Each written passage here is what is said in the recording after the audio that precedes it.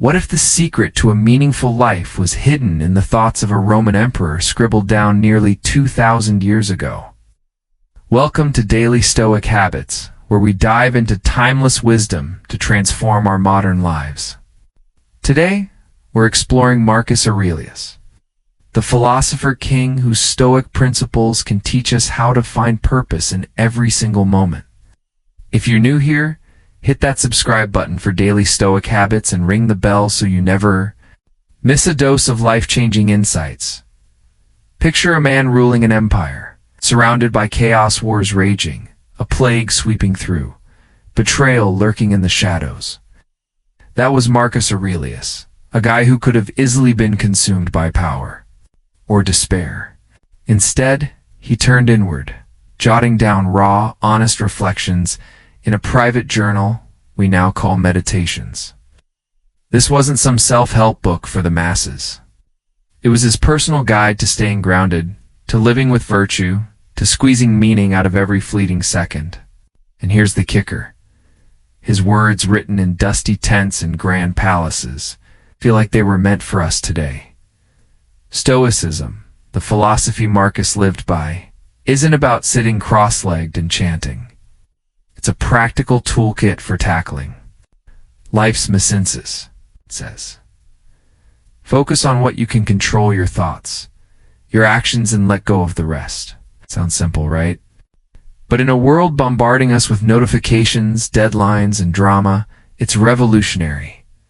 Marcus didn't just preach this. He lived it, proving you can find clarity even when the world's on fire. His big idea: every moment, no matter how ordinary or brutal, holds a spark of meaning if you know where to look. Why does this matter now? Because we're all searching for something real, something to anchor us in a sea of distractions.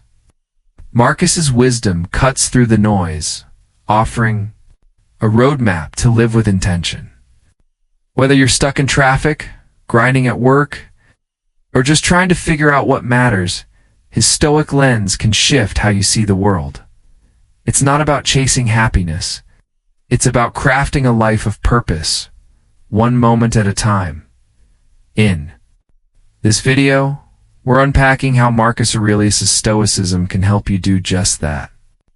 We'll dig into his life, his core beliefs, and practical ways to apply his teachings to your daily grind.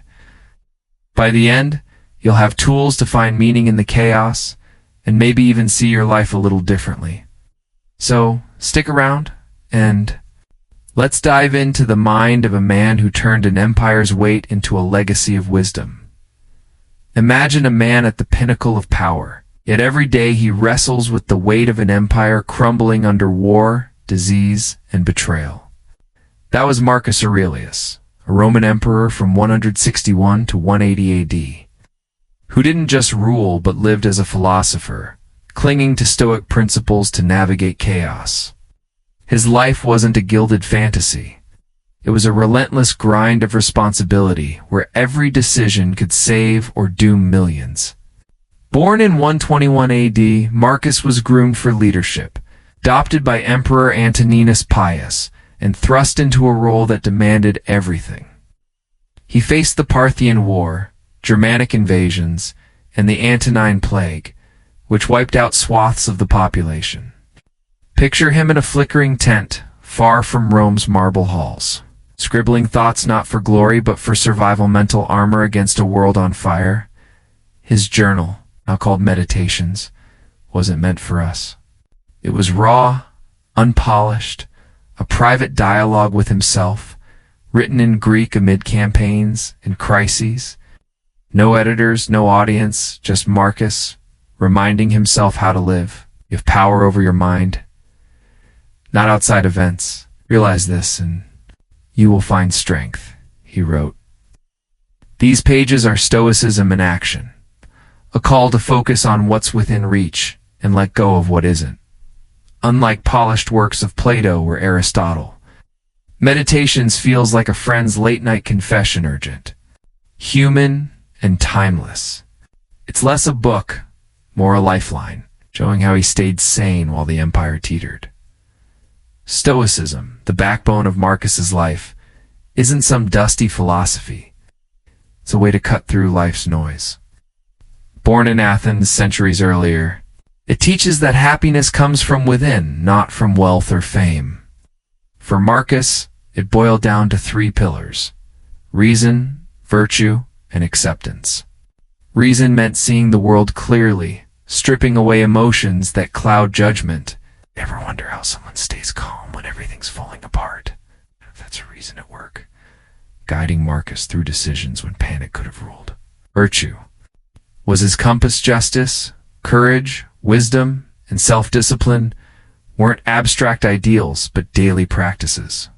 He didn't just want to be a good emperor. He wanted to be a good man, asking himself, did I act with integrity today? Acceptance. The third pillar was about embracing what he couldn't change. War or death. Betrayal land, focusing on his response. What need is there to weep over parts of life? The whole of it calls for tears, he wrote. It's not with despair, but with resolve to keep going. These principles weren't academic for Marcus. They were survival tools. Leading an empire meant constant pressure, senators plotting, soldiers dying, citizens starving. Yet he leaned on Stoicism to find clarity, to act with purpose even when outcomes were uncertain. His life shows us that Stoicism isn't about being cold or detached. It's about choosing how to meet the world's chaos. He didn't dodge pain or fear, face them, using reason to tame emotions, virtue to guide actions, and acceptance to stay steady. How does this tie to finding meaning in every moment? For Marcus, living rationally and morally was the path to a meaningful life. Every choice, every thought was a chance to align with his deepest values. When he wrote, time slips through our fingers like sand, doesn't it? Roman emperor who wrestled with empires and his own soul saw time's fleeting nature with brutal clarity. In his private journal, Meditations, he wrestled with the idea that the past is gone. The future is a shadow, and all we truly have is this moment right now. You have power only over the present, he wrote. A stark reminder that dwelling on yesterday's regrets or tomorrow's fears is a trap. For Marcus, living in the present wasn't just a catchy phrase. It was the cornerstone of a meaningful life, a way to cut through the noise and anchor himself in what mattered. One of his most piercing lines hits like a thunderbolt. Hi LMMI, NHO, LAVI CCUI, CNGCAIBN. Imagine that for a second, treating every task, every conversation, as if it's your final act. It's not about being morbid. It's about urgency, about pouring your full attention into what's in front of you. Marcus wasn't preaching. From an ivory tower, he wrote this. Amid war camps and plague-ravaged Rome, where death was a daily reality. By embracing the present, he found a way to act with purpose, no matter the chaos swirling around him. It's like he's whispering to us across centuries. Stop waiting for the perfect moment. Make this one count. Why does this focus on the now matter so much? Because it frees us from the mental chains of worry and distraction. Think about it. How often do we lose sleep over a mistake we can't undo or an event that might never happen? Marcus saw this as a waste of the only thing we truly own, our present actions. Living in the moment lets us zero in on what we can control. Our choices, our effort, our attitude. It's not about ignoring the big picture, but about realizing that the big picture is built one deliberate moment at a time. When you strip away the clutter of past guilt and future anxiety, you're left with a kind of mental clarity that's almost electric. It's you, fully engaged, doing the right thing right now. Let's bring this to life with some real-world examples. At work, maybe you're dreading a project deadline. Your mind racing with, what if I fail? Marcus would say. Forget the what ifs. Focus on the next step, writing that email, sketching that plan. By staying present, you're not just more productive, you're calmer, because you're not fighting imaginary battles. In relationships, this mindset is gold. Picture a tense moment with a friend. Instead of replaying old arguments or fearing where the conversation's headed, you listen, you respond with kindness, you stay in the moment. Suddenly, you're not just reacting, you're connecting. Even in personal growth, like learning a new skill, Marcus's approach shines. Don't obsess over mastering it someday. Focus on practicing today, on the small wins that stack up. Each moment becomes a brick in the life you're building. This idea of living in the now isn't unique to Stoicism, though Marcus gave it a raw, practical edge. Compare it to Buddhist mindfulness, which also urges us to anchor ourselves in the present through meditation or breath. A Zen monk might sit in silence, noticing each inhale, letting thoughts of past and future dissolve. It's a different path, but the destination's similar. A mind unburdened, fully alive in the moment. Then there's existentialism, say, from someone like Jean-Paul Sartre, who argued we create meaning through our actions in a chaotic world. Existentialists might lean into the absurdity of life, while Marcus grounded his meaning in reason and virtue, but both agree, the present is where you shape who you are. These philosophies, though worlds apart, converge on a truth. The now is your canvas. Marcus's take stands out for its grit. He wasn't meditating in a temple or theorizing in a cafe. He was leading an empire through hell. His present was messy soldiers dying, advisors scheming, his own health failing, yet he found meaning by focusing on what he could do in each moment. Make a just decision, comfort a citizen, write a line to remind himself to stay human. That's what makes his advice so powerful, it's battle-tested. He didn't just think about living in the present. He did it under pressure most of us can't imagine. So how do we apply this today? Start small. Next time you're stressed, ask, what can I do right now? Maybe it's as simple as taking a deep breath or finishing one task. In conversations, put down the phone, really listen. When you're tempted to spiral over a past mistake, remind yourself, that's gone. What's my next right move? It's not about perfection, but progress. About training your mind to stay where your feet are. Marcus would nod at that he wasn't chasing a flawless life. It's just a purposeful one. This focus on the present also rewires how we see time itself. We often treat it like a bank account, hoarding moments for some grand future payoff. But Marcus flips that every moment is the payoff if you choose to make it so.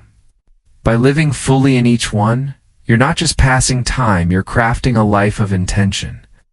It's a radical shift, one that turns mundane tasks into opportunities, challenges into chances to grow. That's the gift of Marcus's wisdom, a way to find meaning not in some distant goal, but in the pulse of right now. Marcus Aurelius didn't just think about living meaningfully, he built practical tools to make it happen. Even while steering an empire through chaos, his Stoic exercises, scribbled in the pages of meditations, are like a mental gym for finding purpose in every moment.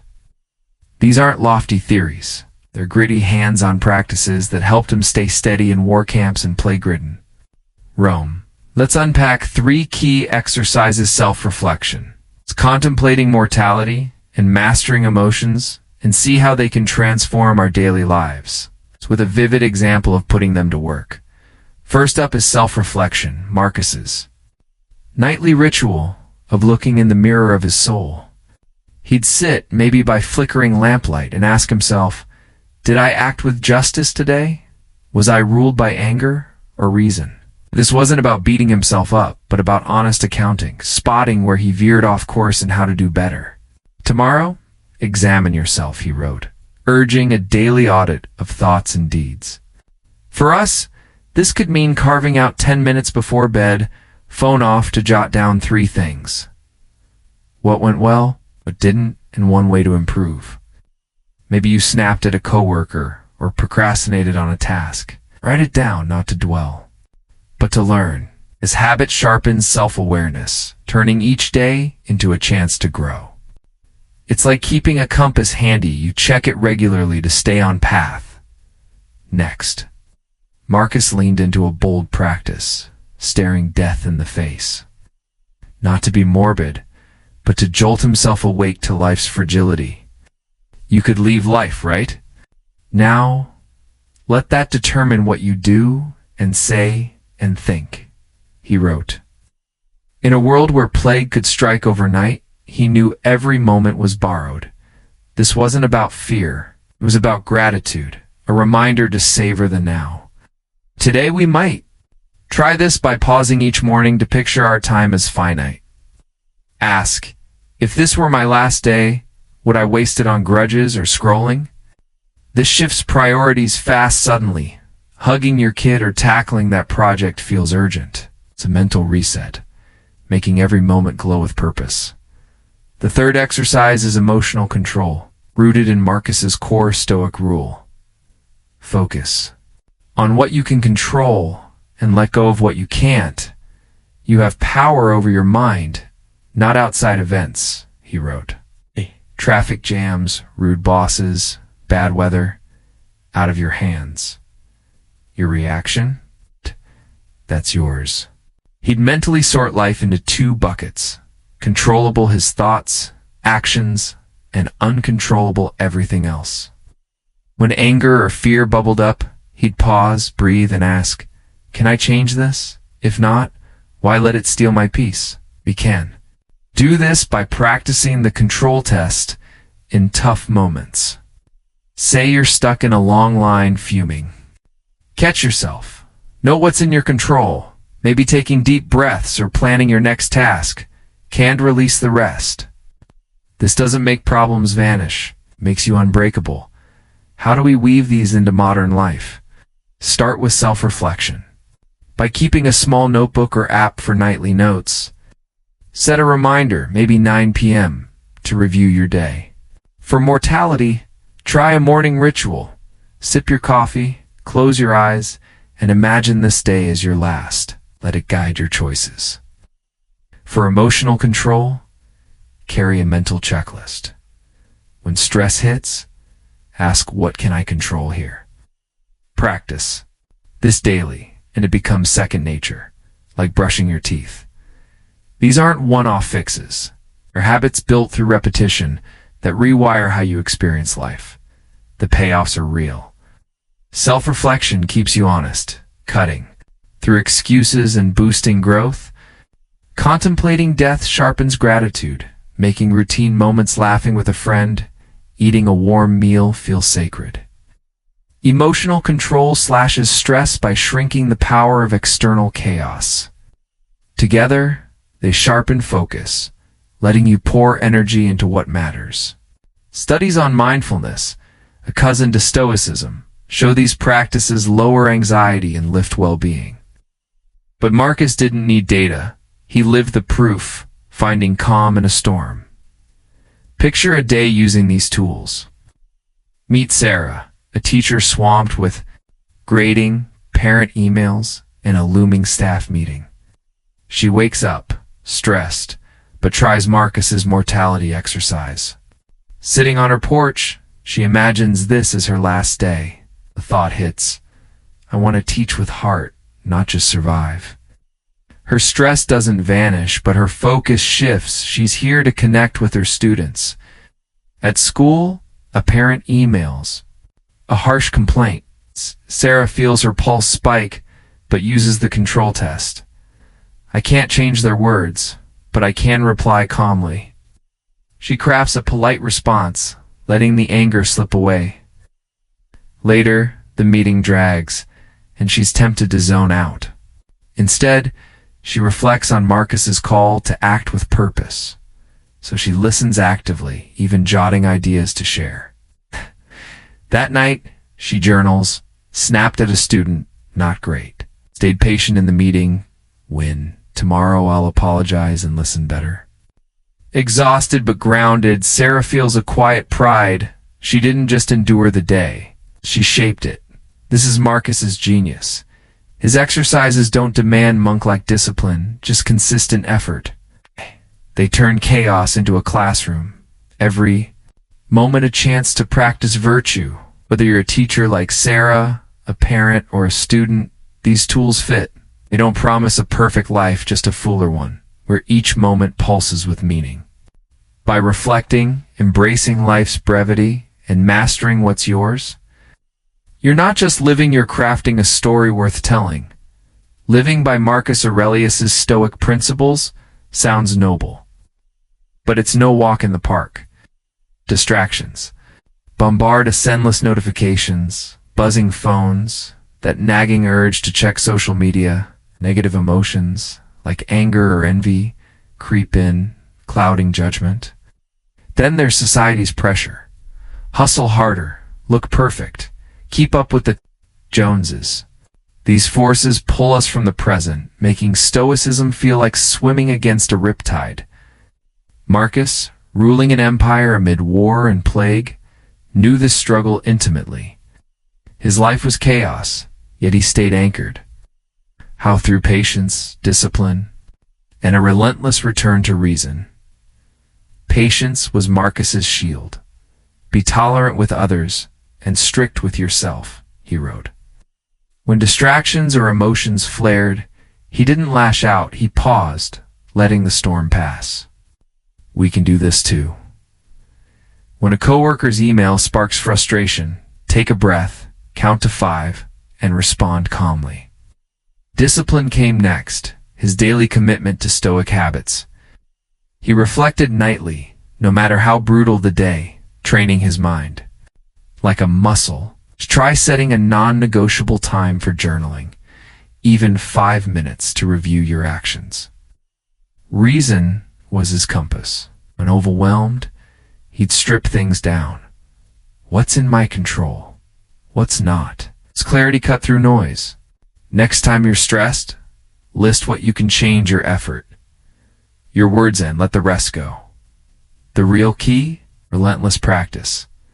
Stoicism isn't a one-and-done fix, it's a lifestyle. Marcus didn't master it overnight.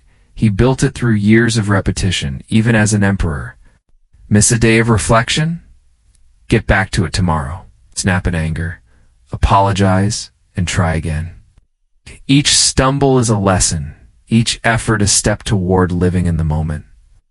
Modern life's chaos makes this tough, but that's why consistency matters. Like brushing your teeth, these habits, pausing, reflecting, reasoning, become second nature over time. Marcus's wisdom shows us the path to a meaningful present isn't easy, but with patience, discipline, and practice, we can navigate any storm and find purpose in every moment. Marcus Aurelius, a Roman emperor wrestling with war and plague, left us a timeless blueprint for a meaningful life. His Stoic philosophy, woven with the calm focus of meditation, teaches us to find purpose in every moment. By reflecting daily, embracing life's brevity, and controlling our reactions, he showed how to live with intention, no matter the chaos. Meditation, with its roots in mindfulness, echoes this call to stay present, grounding us in the now. Together, these practices unlock cognitive freedom, the power to choose our thoughts, to shape our lives, to find clarity in a noisy world. This freedom isn't just a perk. It's the foundation of a life well lived, where each moment pulses with meaning. Why does this matter? Because in our rushed, distracted lives, we often drift, chasing fleeting highs or dodging pain. Marcus and meditation remind us, true meaning lies in mastering our minds, in choosing virtue over impulse, presence over worry. Active freedom. Let's step back, see clearly, and act with purpose, whether it's listening to a friend or tackling a tough day. It's not about perfection, but progress. It's about building a life where every choice reflects who we want to be. So where do you start? Take one small step today. Try 5 minutes of meditation. Sit quietly. Focus on your breath. Let thoughts pass like clouds, or pick up meditations and read a page. Marcus's words hit like a friend's advice, raw and real. These aren't grand gestures, but small seeds that grow into habits. Commit to one practice, maybe nightly reflection or a morning mortality check, and watch how it shifts your perspective. The beauty of this path is its simplicity. Anywhere can begin. This journey to cognitive freedom is lifelong, and that's what makes it worth pursuing. Every moment you choose presence, you're crafting a story of resilience and meaning. As Marcus wrote, "It is not death that a man should fear, but never beginning to live." So, start now, embrace the now, and let each moment be your masterpiece. As time is short, we'll wrap up here. I hope this video sparked something in you. If it helps even a little, I'm thrilled. Save it to your playlist to revisit anytime. If a notification could change a life, like and share it with others. Subscribe for more, and I'll see you in the next one.